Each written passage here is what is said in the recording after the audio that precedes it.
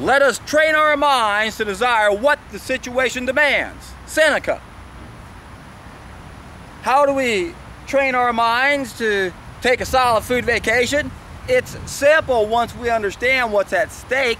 The first thing you need is the knowledge of the consequences. If you haven't read the comment section on my YouTube channel, you got to read what people are doing and going through. You have to understand how exciting this is.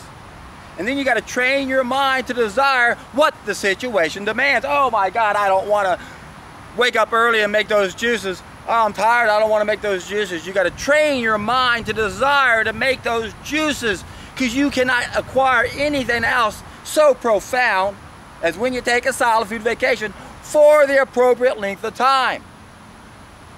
That is, of course, if it's properly conducted. You got to know what you're doing. You got to make sure you see things at a certain time. But the main thing is you got to have a positive attitude. You got to look at what you're getting and not what it takes to get it. Anything worth having is worth working for, my friends. And the benefits that come from a solid food vacation is worth working for.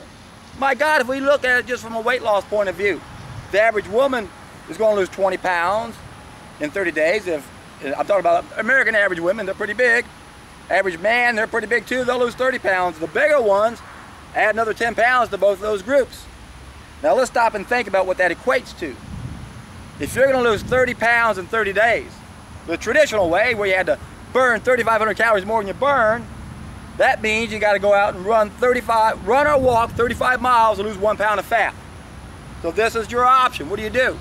Well, I want to lose 30 pounds in 30 days. I can either spend an hour or two making some juice and having a great time, or I could go out there and run or walk 35 miles a day. Now let's put things in perspective. Let's say I got to juice 7 times a day. I'm not going to make it all at once. I'm going to go in there and just, every time, I'm going to make my own juice each time I do it. 7 times a day. I'm going to use that just because it fits mathematically. Okay, you're complaining, I got to go in and make juice 7 times a day. Okay, your option is to go out and run 5 miles instead of making the juices. So what would you rather do? Make some juices or go run or walk 5 miles? 7 times a day. Got to train your minds.